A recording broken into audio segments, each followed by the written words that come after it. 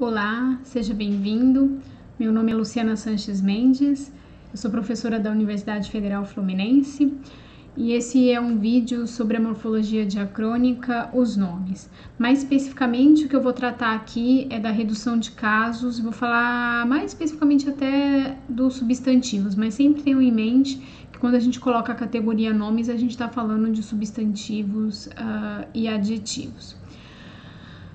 Vamos fazer uma micro revisão de latim. Eu sei que muitos alunos têm dificuldade, não se lembram de algumas coisas. Vou tentar apresentar aqui bem rapidamente o que afinal de contas eram os casos e o que aconteceu para que eles fossem reduzidos e por que a gente então não tem os casos em português. Então a gente sabe, quando estuda as primeiras aulas de latim, que latim é uma língua de casos. O que quer dizer isso? Isso quer dizer que em latim havia uma diferença no final dos substantivos. Aqui eu vou falar dos substantivos, como eu disse, mas os adjetivos concordavam com eles, também em caso.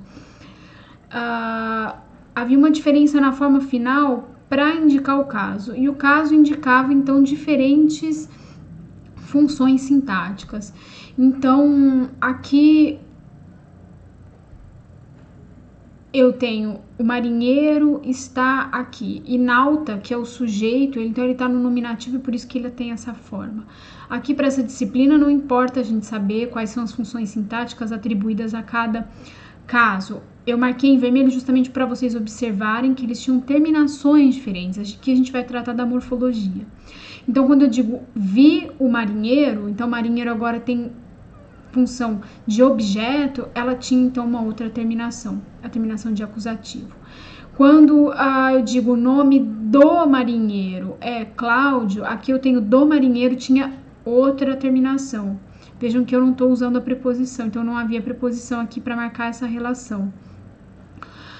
Sou mais alto do que o marinheiro. Veja que essa parte da comparação era marcada então por um outro caso. Aqui com esse A, a gente viu com essa marquinha que era um A longo. Estou evitando fazer a pronúncia, falar essas sentenças em latim, porque meu latim é bastante ruim. E eu digo que meu latim é ruim, se meu latim é ruim, isso quer dizer que você consegue entender a morfologia diacrônica sem saber latim. Isso que é importante, né? Então, a gente tem, dei um presente para o marinheiro, e esse para o marinheiro tinha, então, aqui a forma nautae, que era a forma do dativo. Obrigada, marinheiro, e aqui eu tinha o vocativo. Essa página, então, é mais para você observar uma diferença na terminação das palavras de acordo com o seu caso, pensando aqui que eles representavam diferentes funções sintáticas. A gente sabe também nas aulas de latim que isso dava então, só olhando a página anterior a gente já viu que a ordem de palavras era diferente do que é em português, isso dava então uma certa liberdade de colocação das palavras na sentença. Se aqui Marcos está marcado com nominativo, indica que ele é o sujeito, ama o cachorro, e o cachorro tem uma marca aqui que indica que é o objeto. Então, se eu tenho uma marca que indica o que é o sujeito e uma marca que indica o que é o objeto, eu posso mudar a ordem de palavras, que sempre quem é o sujeito de amar é o Marcos e sempre o objeto amado é o cachorro. Mesmo que eu coloque coisas como canem amat Marcos e for traduzir em português cachorro ama Marcos, isso não quer dizer em latim o cachorro ama o Marcos, isso continua querendo dizer o Marcos ama o cachorro, porque a marca do sujeito está aqui, aqui está a marca do objeto, nominativo para o sujeito, acusativo para o objeto. Então, a gente também aprende, quando estuda latim, que há 5 paradigmas de desinências, que são apresentadas pelo genitivo singular. Os 5 paradigmas, gente, são 5 formas diferentes de declinar. A gente tem paradigmas em português na conjugação verbal. Então, a gente tem ar, ir, que a gente estuda quando está estudando o verbo. Nos substantivos, nos nomes, em latim, você tinha também paradigmas diferentes de declinação. Então, você tinha 5 paradigmas de desinências. É por isso que quando um professor de latim vai apresentar uma palavra, ele apresenta a palavra junto com o seu genitivo, porque isso te indica qual é a declinação que você tem, qual é a classe de declinação a que pertence aquela palavra. É por isso que qualquer pessoa que começa a estudar latim começa a ver uma profusão de morfologia. Isso é um pouco assustador mesmo, porque você tem, então, como a gente viu, a gente tem aqui um eixo que é vertical, que são nominativo, vocativo, acusativo, genitivo, dativo, ablativo. Aqui ainda tem uma marca nesse quadro que eu peguei de locativo, mas eu não vou falar disso. E a gente tem, além disso, 5 classes aqui no eixo horizontal. Além disso, diferença de singular e plural que eu tô ignorando. Então, daí você tem um monte de marcas aqui. Além disso, dentro de singular e plural, algumas diferenciam entre masculino, feminino e neutro, que era um terceiro gênero no latim. Então, muita gente desiste do curso de latim mais ou menos nesse período, porque percebe que isso parece impraticável. É claro que isso, como as conjugações verbais, se você treinar, se você estudar, se você fizer exercício, você acaba assimilando. Então, isso aqui não é para desestimular ninguém a estudar latim. Mas então a gente tem aqui um quadro que tem uma morfologia, vamos dizer, bastante inchada, bastante inflacionada, tanto no eixo vertical quanto no eixo horizontal. Bom, esse vídeo basicamente é para mostrar como que esses eixos vão se reduzir, como que essa inflação toda vai emagrecer, como que eu chego numa língua que não tem toda essa diferença, sendo que ela é uma língua filha da língua latina, né? A primeira parte é a redução nesse eixo que a gente viu que é um eixo das 5 declinações, das 5 classes de declinações. Então, em latim havia, então, 5 classes de declinação, e a primeira coisa que vai acontecer é uma reestruturação de 5 classes em 3 classes, né? Então, como que isso vai se dar? A primeira questão é que essa classe,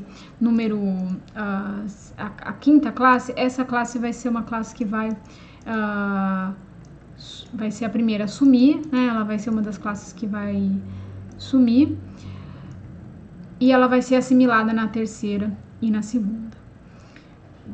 Depois a gente tem a quarta, então ela já assumiu. Veja que já uma classe pelo menos já assumiu. Depois a quarta declinação vai ser assimilada ao padrão da segunda, então ela também vai desaparecer. Então vejam que assim a gente tem uma reestruturação, vamos dizer, uma redução de 5 declinações para 3. Então isso é na passagem do latim clássico ainda para o vulgar, tá? A gente ainda está fazendo, já eu mostro um pouco como é que fica isso. Então a gente volta para aquela tabela monstruosa e aí a gente tem aí uma redução, uma parte dela que já vai, vamos dizer assim, desaparecer. Essas palavras, então, elas não desaparecem, as palavras que pertenciam à quarta declinação e à quinta declinação são palavras que não desaparecem, mas elas são assimiladas nos outros modelos, nos outros paradigmas de declinação. Agora, vamos ver como é que se dá o emagrecimento, vamos dizer, a redução nesse eixo vertical. Então, se a gente observar, ainda no latim clássico, havia muitas semelhanças nas terminações. Então, o nominativo e o vocativo, eles vão virar um só, porque a sua terminação era idêntica na maior parte das palavras e das declinações. Tinha pequenas diferenças, mas esse vai ser o primeiro a ser, vamos dizer, aglutinado, que vai ser reunido aí. Nominativo e vocativo, então, que tinha essa terminação A, vai ser o primeiro que vai um vai assimilar o outro, o nominativo vai assimilar o vocativo. Se a gente olhar para a terminação do genitivo, pelo menos para esse caso aqui da palavra marinheiro, que era de primeira declinação, a gente vai ver aqui uma marcação muito semelhante. Essa, inclusive, é uma grande dificuldade de quando a gente está estudando latim. A gente se depara com uma palavra, olha a terminação e tem uma dificuldade de saber qual é o caso. E isso reflete uma dificuldade, por exemplo, de encontrar uma tradução para o termo, se você, por exemplo, estiver traduzindo um texto clássico. Então, vejam aqui que a terminação de genitivo e de dativo também era, nesse caso aqui, idêntica. É claro que isso não vai acontecer, como eu disse, em todas as terminações, todas as classes, todas as declinações, mas nesse caso aqui, idêntica. E quando a gente olha para o acusativo e para o ablativo, a gente, à primeira vista, não vê uma semelhança tão clara. No acusativo, a gente tem am, nautam, e no ablativo, a gente tem nauta, com A longo. Mas, o que acusativo e ablativo têm em comum? Primeiro, uma semelhança no que diz respeito à distribuição. Acusativo e ablativo são justamente os casos que são regidos por preposição em latim. Aliás, saber latim, quando a gente estuda latim, é justamente saber qual é a regência de uma preposição. Aquela preposição vai com o acusativo ou vai com o ablativo. Algumas preposições, elas iam com os dois. E aí elas marcavam uma diferença de significado. Então, quando eu usava urbem no acusativo com a preposição in, isso queria dizer direção, eu vou à cidade. E quando eu coloco no ablativo urbe, com a preposição in, isso quer dizer na cidade, estou na cidade. Veja que com a redução dos casos, eu não tenho mais essa diferença na palavra cidade. Em português, eu tenho que marcar essa diferença nas preposições. Então, uma das primeiras coisas que vai acontecer na passagem, então vamos pensar como resultado dessa redução dos casos na passagem do latim para o português, é você ter um aumento do uso de preposições para marcar essas funções e esses significados. Além disso, do ponto de vista mais fonético, a gente viu que aqui a gente vai ter que recuperar as aulas anteriores, né? Os cursos anteriores, se você fez fonologia diacrônica em outro curso. Então, uma das mudanças que ocorreu de forma generalizada nos substantivos foi essa apócope do M final. Então, essa palavra nautam vai ser pronunciada como nauta, como a gente vê aqui. E quando a gente viu a aula de vogais, a gente viu que a vogal longa, em português, ela vai dar o nosso A, o A, porque a gente tem uma perda de oposição de quantidade, a gente não tem mais a diferença entre A longo e A breve, então isso aqui também vai dar A. Então vejam que acusativo e ablativo, se passam por essas mudanças fonéticas que a gente sabe que ocorreram de forma sistemática, eles passam então a ter terminação idêntica. Resultado, estamos emagrecendo do ponto de vista horizontal e vertical. Tínhamos emagrecido então aquele quadro de 5 para 3 declinações, e agora daqueles 6 casos a gente tem 3 casos em latim vulgar. O nominativo, que assimilou o vocativo, o acusativo, que assimilou o ablativo, e um terceiro caso composto por aquilo do que restava do genitivo e do dativo. O que vai acontecer em seguida é esse caso C aqui, ele vai desaparecer, e aí ele vai ser suplantado pelo uso então de uma preposição com acusativo. Então a gente tem nome do marinheiro, presente para o marinheiro, então essas relações vão ser estabelecidas via preposição, e aí a gente fica então finalmente com 2 casos em 3 declinações, então só o nominativo e o acusativo. Ok, mas ainda assim são 2 casos e é uma diferença que a gente não tem em português. Então isso aqui tem que ser reduzido ainda mais uma vez, do latim vulgar para o português. Eu trouxe esse conjunto de dados que eu gosto muito, sempre legal olhar os dados, né, em vez de ler assim, de qual que ficou em português, o nominativo ou o acusativo. Então se a gente olhar para esses dados, o que a gente vai ver? A gente tem aqui Leo, leone, virgo, virgine, latro, latrone, niger, negro. Se você olhar as palavras no nominativo e acusativo e olhar as palavras em português, com qual classe você acha que o português se parece mais? E aí a gente vai ver então que as palavras do português, elas vêm do acusativo. Então em português a gente vai retirar as palavras do português do acusativo. Então se você olhar sobretudo, quem tem uma tabela de latim, olha para as palavras no acusativo plural e você vai ver o S de plural lá. Então essa também é uma forma fácil de observar numa tabela latina gigante de qual é o caso então que o português vai retirar suas palavras. É claro que o jeito que eu tô falando aqui é muito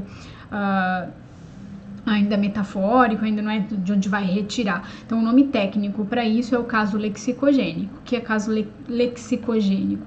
É o caso da gênese do léxico, é a origem do léxico do português, a origem das palavras do português, então, é o caso acusativo. Então, vejam que em latim vulgar a gente tinha 2 casos, nominativo e acusativo, e em português a gente fica com um caso só, que é o acusativo, para os substantivos e adjetivos. Em latim havia 3 declinações, latim vulgar, depois já daquela emagrecida de 5 para 3 declinações, e isso em português vai se manter, mas a gente não chama isso de declinações ou de modelos de declinação de palavra, porque a gente não usa mais declinação justamente porque a gente só ficou com o acusativo. O que são essas declinações hoje em português? São as vogais temáticas dos substantivos. Então, quando a gente... Aqui eu trouxe um exemplo com palavras do português arcaico. Então, quando a gente tem palavras terminadas, substantivos terminados em A, como esses que estão aqui, eles pertencem, então, a essa vogal temática A. Então, a gente tem 3 vogais temáticas nos substantivos, A, O e E. A gente tem palavras que terminam em consoante e que dão a impressão de que a gente está diante, então, de uma vogal temática zero, que não existe, como senhor, luz, paz. Mas quando a gente coloca essas palavras no plural, senhores, luzes, a gente percebe, então, que elas fazem relação, então, com essa vogal temática E. Eu vou terminando o vídeo por aqui, porque ele já está bastante longo, mas a partir daqui começa uma reflexão sobre qual é a relação das vogais temáticas com o gênero. Por que que em português a gente tem substantivos que terminam com a letra A, terminam com a letra O, terminam com a letra E? Por que que a maior parte dos substantivos que terminam com A são femininos? A maior parte dos substantivos que terminam com O são masculinos, mas isso não é regra, não serve para tudo, né? Qual é essa diferença aí? Então essa é uma pergunta que fica para você associar com o que você já sabe de morfologia do português. Então, nessa relação entre palavras que terminam com A, O e a relação entre feminino e masculino. Desejo a todos vocês bons estudos.